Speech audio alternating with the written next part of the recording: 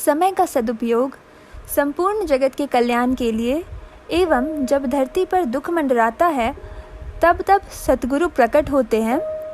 ये कोई पराया या बेगाना नहीं होते। सतगुरु के हृदय में संपूर्ण मानव कल्याण जो कि जाति वर्ग से बने होते हैं, तो मानव कल्याण के लिए मानवता के बीच द्वेष नफरत आदि को गिरा के मानव हो सुसज्जित बनाते हैं। ऐसे ही निर्गुण निरंकार मानव के कल्याण के लिए श्री गुरु जी ने धरती पर अवतार लिए हैं। आइए आज से मैं सृष्टि ऑफ टाइम में इसका विस्तार रूप से हफ्ते में 4 दिन समझेंगे, इस बात को जानेंगे। निरंकारी मिशन एक संक्षिप्त परिचय। संसार के मानव मात्र को सभी धर्मों, सभी संप्रदायों, सभी भेदभावों से ऊपर उठकर उन्हें एक सूत्र में पिरोने के उद्देश्य से उन्हें ईश्वरानुभूति के द्वारा आत्मानुभूति की जानकारी ब्रह्म ज्ञान द्वारा देने की सोची गई। निरंकारी मिशन कोई धर्म, कोई संप्रदाय, कोई पंथ, ना तो कोई मंच है। यह तो एक सनातन सोच है जो वैदिक काल से चला आ रहा है, और ये सोच है प्यार का, प्रीत का, नम्रता का, सत्कार का, सदाचार का, सहिष्णुता का, सह अस्तित्व का, विश्व बंधुत्व का तथा एकत्व का। निरंकारी मिशन आध्यात्मिक चेतना रूपी प्रभाव का एक वर्तमान परिदृश्य है। इसी के संदर्भ में आइए हम एक शुरुआत से इसके बारे में जानते हैं। सतगुरु बाबा अवतार सिंह जी का जन्म घोर कलयुग में हुआ। आपसे पहले जितने भी पीर पैगंबर इस संसार में आए, उनको केवल किन्हीं सीमित क्षेत्रों में ही बुराई के साथ संघर्ष करना पड़ा, परंतु इसके विपरीत आपको सारे विश्व की अज्ञानता के साथ लोहा लेना पड़ा।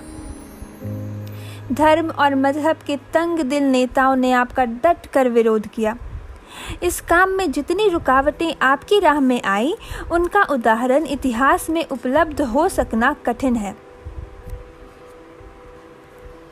सन 1901 में क्या परिस्थितियां होंगी, इस विषय में सब नहीं तो काफ़ी व्यक्ति जानते होंगे। उस समय तथाकथित धार्मिक लोग महापुरुषों की सच्ची शिक्षाओं को बिल्कुल भूलकर केवल उनके नाम लेवा ही रह गए थे। दुनिया का हर इंसान मानवता को एक ओर रखकर मात्र हिंदू, मुसलमान, सिख, ईसाई, जैनी, बौद्ध एवं पारसी आदि होने के कोरे दंभ में जकड़ा हुआ था। धार्मिक ग्रंथ पढ़ने वाले और पूजने वालों की संख्या तो गिनती से बाहर थी, परंतु उनके हृदय में मानकर इनमें लिखी हुई शिक्षाओं पर चलने वाला कोई भी नजर नहीं आता था। मस्जिद, मंदिर, गुरुद्वारे, गिरजाघर, तीर्थ स्थान, गुफाएं, नदियां और वेदादि सत्य शास्त्र शांति प्रदान करने की बजाय अशांति और आपसी लड़ाई झगड़ों के कारण बन चुके थे। तथाकथित धार्मिक नेता, आंदोलनों के पथ प्रदर्शक, संस्कृति के पुजारी और व्याकरणाचार्य यथार्थ सत्य से अनभिज्ञ होने के कारण धर्म ग्रंथों के अर्थ, भावार्थ एवं मनन अपनी इच्छानुसार करके जनता को पथ भ्रष्ट करने में तल्लीन थे। धर्म और जाति के नाम पर झगड़े, दंगे फसाद, वैमनस्य और भेदभाव लोगों की दिनचर्या का अंग बन चुके थे। तप, त्याग और निष्काम कर्म का उपदेश करने वाले स्वयं लोभ लालच के शिकार बने हुए थे। फकीरी वेशभूषा की आड़ में संसार का हर पाप फल फूल रहा था। सारांश यह है कि नेता, अनुयायी, उच्च निम्न कोटि के लोग तभी अज्ञानता के अंधेरे जंगलों में भटक भटक कर जीवन को महानाश की ओर ले जा रहे थे। हृदयों में वैर भावना एवं द्वैत भाव को उत्पन्न करने वाले तो असंख्य थे, परंतु कहीं भी ऐसा कोई महामानव नजर नहीं आता था जो सांत्वना और सहारा दे सके, जो भटकती हुई जनता के कल्याण हेतु पथ प्रदर्शन कर सके और जन साधारण को मानवता, भ्रातृभाव, शांति एवं प्रीति का सन्मार्ग दिखाए। केवल भारतीय ही नहीं अपितु अपने आप को बहुत प्रगतिशील कहलाने वाले पाश्चात्य लोग भी इसी रोग से ग्रस्त थे। दुनिया भर के धर्मावलंबियों के हृदयों में धार्मिक भावनाओं के बदले राजनीति प्रवेश कर चुकी थी। संसार भर में कोई भी ऐसा धर्म बाकी नहीं रह गया था जो इस रोग से बचा हो। यदि थोड़े शब्दों में कह दिया जाए कि मानव की मानवीय भावनाएं राजनीति की तीव्र धाराओं में डूब कर रह गई थी, तो यह किसी भी भांति अनुचित नहीं होगा। उस समय देश में अंग्रेजों का शासन था। अंग्रेज यह नहीं चाहते थे कि भारतीय जनता में परस्पर मेल जोल बढ़े, क्योंकि यदि भारतीय जनता में मेल जोल हो जाता तो शासक वर्ग को सत्ता से हाथ धोना पड़ता। विदेशी शासक इस विषय में 1857 के स्वतंत्रता संग्राम के बाद पर्याप्त रूप से सचेत हो गए थे। गोरी सरकार को यह भली भांति ज्ञात हो गया था कि भारतवर्ष की जनता को धर्म और मजहब के नाम पर भड़का कर ही देश में उसकी सत्ता कायम रह सकती है।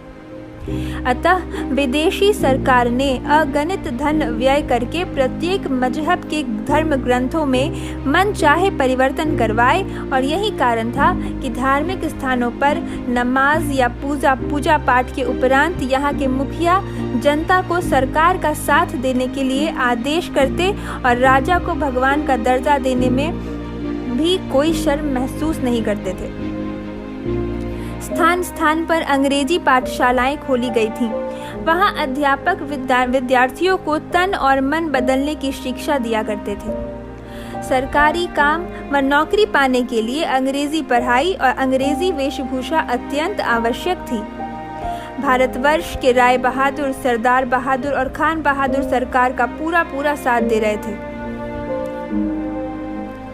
सरकार की छत्र छाया में पल रही धर्म संस्थाएं अथवा धर्मोपदेशक हर प्रकार से जनता को जीवन के लक्ष्य से दूर ले जाने के कार्य में जुटे हुए थे। इन समस्त कार्यों का फल यह हुआ कि जनता बड़ी तेजी से आत्मिक दिवालियेपन की ओर बढ़ती गई। पाठकगण यह भी भली प्रकार जानते होंगे कि उन दिनों मस्जिदों के इमाम, मंदिरों के महंत और गुरुद्वारों के ग्रंथी भी प्रायः सरकार के चाटुकार बन चुके थे, जिनका काम जनता की आध्यात्मिक उन्नति की बजाय केवल सरकार को खुश करना ही रह गया था। दूसरी ओर स्वामी विवेकानंद, रामकृष्ण परमहंस एवं महर्षि अरविंद आदि महान भावों की कृपा से कुछ लोगों ने आध्यात्मिक विद्या की ओर ध्यान देना शुरू अवश्य कर दिया था, परंतु उनके संदेश को बहुत कम लोग ही अपना सके थे। इसका कारण शायद यह रहा हो कि अंग्रेजी सरकार नहीं चाहती थी कि भारत की जनता तक उनके क्रांतिकारी विचार पहुंच सके। परिणाम स्वरूप सरकार ने उनकी राहों में भी हर प्रकार की बाधाएं उत्पन्न करने में किसी प्रकार की कसर न छोड़ी थी। भारतवासियों की वेशभूषा और रहन सहन तो काफी हद तक परिवर्तित हो चुके थे, परंतु आध्यात्मिक विषय में जनता के दिल दिमाग दिन प्रतिदिन खोखले होते जा रहे थे। जनता की इस हालात को देखकर ही महात्मा अरविंद को कहना पड़ा कि वर्तमान युग में हमारे देश को राजनीतिक जागरूकता से अधिक आत्मिक जागरूकता की आवश्यकता है, क्योंकि केवल आत्मिक शक्ति ही जनसाधारण को निडर बना सकती है। महात्मा अरविंद इस रहस्य को भली भांति समझ चुके थे कि आत्मिक उन्नति के बिना देश की हालत किसी भी प्रकार सुधर नहीं सकती, क्योंकि यदि भारत ने आत्मिक उन्नति के बिना राजनीतिक तौर पर कुछ हासिल कर भी लिया तो जनता आत्मिक शक्ति के बिना उसकी रक्षा ना कर पाएगी। अन्य अनेक महानुभावों ने भी जनता को उठाने के लिए पूरी लगन से कार्य किए और उन्होंने इसके लिए कठिन यातनाएं भी सहन की, परंतु वे लोग प्रभु ज्ञान रूपी डोरी न होने के कारण बिखरी हुई जनता को एकता के सूत्र में ना पिरो सके। भारत के रजवाड़ों की दशा तो और भी शोचनीय थी। सारांश यह है कि उस समय सारा देश ही सरकारी नीतियों की जंजीरों में जकड़ा हुआ था। सरकार देखने में तो हर मजहब और धर्म के प्रति निष्पक्ष नजर आती थी, परंतु अंदर से वह हर उस व्यक्ति तथा संस्था को पूरा सहयोग और सहायता देने को आतुर रहती थी जो देशवासियों को आपस में लड़ा भिड़ा सके।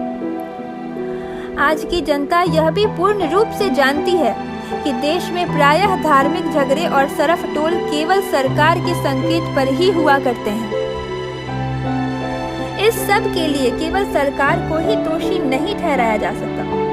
मुख्य दोष तो उन धार्मिक नेताओं का है जिन्होंने धार्मिक पथ प्रदर्शक कहलाते हुए भी मनुष्य की आत्मा का विकास जानबूझकर नहीं होने दिया। इसके विपरीत इन तथा कथित धार्मिक नेताओं ने धर्म ग्रंथों का प्रचार अपने निजी लाभ के लिए अथवा स्वार्थ के लिए मनमाने एवं दूसरे लोगों के विरुद्ध अर्थ निकाल कर किया। इन्हीं धार्मिक नेताओं की कृपा से लगभग सारा देश ही अज्ञान के अंधकूप में जा पड़ा। जनता आत्मिक शिक्षा अथवा प्रभु प्राप्ति को बेघर और निथल्ले लोगों का विषय समझ बैठी। इन थोड़ी सी बातों से ही पाठक महानुभाव स्वयं अनुमान लगा सकते हैं कि निरंकारी बाबा को समय की किन किन शक्तियों से लोहा लेना पड़ा। उस समय के देश और विश्व के हालात को देखते हुए यदि यह कह दिया जाए कि निरंकारी बाबा के जन्म के समय की स्थिति भगवान राम, भगवान कृष्ण, हजरत मोहम्मद साहिब और यसु मसीह के आदि के समय की दुनिया की अवस्था से भी अधिक घिनौनी थी, तो इसकी सच्चाई में संदेह नहीं हो सकता। यदि किसी अवतार या पैगंबर के धरती पर आने के लिए जग में अंधेर गर्दी होना अत्यंत आवश्यक है, तो उस समय परिस्थिति अंधेर गर्दी से बढ़कर महा अंधकार का विकराल रूप धारण कर चुकी थी। संसार के हर कोने में अज्ञानता का जाल फैला हुआ था। मानवता, सहनशीलता, सहिष्णुता, नम्रता, प्रीति, प्यार और नैतिकता रूठ कर कहीं दूर जर्जरित तरपते हुए जीवन के अंतिम सांस गिन रही थी। मानवता के बिना कफन परी हुई लोथों की दुर्गंध चारों ओर फैल रही थी। हिंदू, सिखों का भगवान और वाहेगुरु, मुसलमानों का अल्लाह और ईसाइयों का गॉड आपस में लड़ झगड़ कर लहू में लथपथ हो रहे थे। मंदिर, मस्जिद, गुरुद्वारे और गिरजाघर नफरत के धधकते ज्वालामुखी पर पानी की बजाय तेल का काम कर रहे थे। इतना सब कुछ होते हुए भी देश के धार्मिक नेता यह कहते नहीं थकते थे कि परमात्मा एक है, खुदा एक है और दुनिया का हर आदमी एक ही परमपिता की संतान है। यह तथाकथित धार्मिक नेता मानव का रक्षण करने के बजाय भक्षण कर रहे थे और केवल गाय तथा सूअर की रक्षा को ही परम धर्म समझ बैठे थे। आज के लिए इतना ही। आगे क्या हुआ यह जानने के लिए जुड़े रहें ऑफ टाइम के साथ। वीडियो को लाइक करें, अपने सुझाव देने के लिए कमेंट करें और चैनल को सब्सक्राइब करें और बेल आइकन को प्रेस करें। Thank you.